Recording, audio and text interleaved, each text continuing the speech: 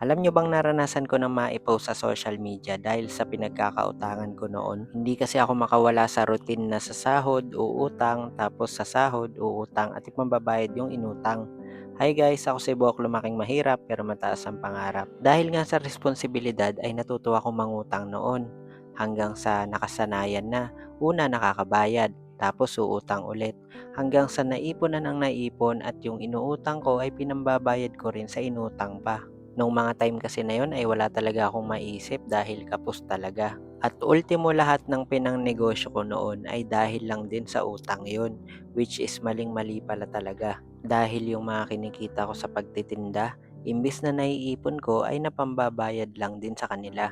Tapos isang beses, meron na lang nagbalita sa akin na nakapost na daw ako sa Facebook. At doon ko na-realize na hindi lahat ng tao ay maiintindihan yung sitwasyon mo kahit na alam naman nila yung totoong kwento ng buhay mo. Kaya rin hindi ako tumigil sumubok ng sumubok, hindi para magmalaki, kung hindi para makaahon sa buhay na sobrang hirap kong takasan. Kaya ngayon na merong mga ginagamit si Lord para tulungan kami, ay hindi ko talaga sinasayang yung mga opportunity. Ginagawa kong motivation yung panlilimos ko noon, hindi dahil sa ikinakahiya ko yung ginawa ko, kung hindi para hindi na lang din maulit yung ganong senaryo. Siya nga pala, ito nga pala si Kuya Jonathan, pwede kayong umorder sa kanila ng mga ganitong tangke. At heto na nga, kaya ako ulit bumili ng tangke dahil merong kababayan natin na nasa Amerika.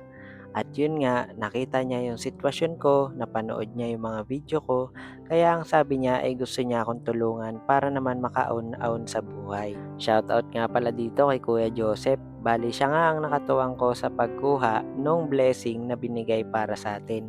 At dito nga kami pumunta sa bahay ni Ate Rochelle. Siya nga kasi yung pagbibilhan ko nitong gas range na nandito. Kumbaga noon iniisip ko pa lang na sabi ko gusto ko mag-pitch sa business para maiba naman at masubukan. Hanggang sa ito nga, shoutout kay Ate Rochelle at siya nga yung napagbilan ko nitong gas range. Tapos ayun, unti-unti na nga nangyayari yung mga pinaplano ko sa isip ko. Kaya naman Lord, maraming salamat po talaga sa lahat ng blessing at salamat din sa mga taong ginagamit mo para matulungan kami at maabot yung mga pangarap ko. Marami akong nababasa noon na inasa ko na lang daw yung buhay ko sa mga bigay, sa tulong, at sobra talaga akong naaapektuhan dun sa mga nababasa ko na yon. Pero ngayon ay hindi ko na iniisip kung ano man ang sasabihin nila. Ang importante ay alam ko kung ano yung nasa isip ko para maabot lahat ng mga pangarap ko. At dahil marami pa ring naniniwala sa akin at nai-inspire daw sila sa kwento ng buhay ko, kaya naman ipagpapatuloy ko ito hanggang dulo. Pipilitin kong ayusin yung buhay ko at ng pamilya ko para nang sa ganong paraan ay hindi kami mahirapan sa pang-araw-araw. Sisikapin ko ulit na pagsabayin ang pag-aalaga sa lola ko at sa tita ko habang nagtitinda at nagnenegosyo. At heto nga, sobrang saya ni mama nung nasindihan na yung gas range na binigay sa amin. O paano, hanggang dito na lang muna itong video natin na to. Maraming salamat po sa inyo at God bless po.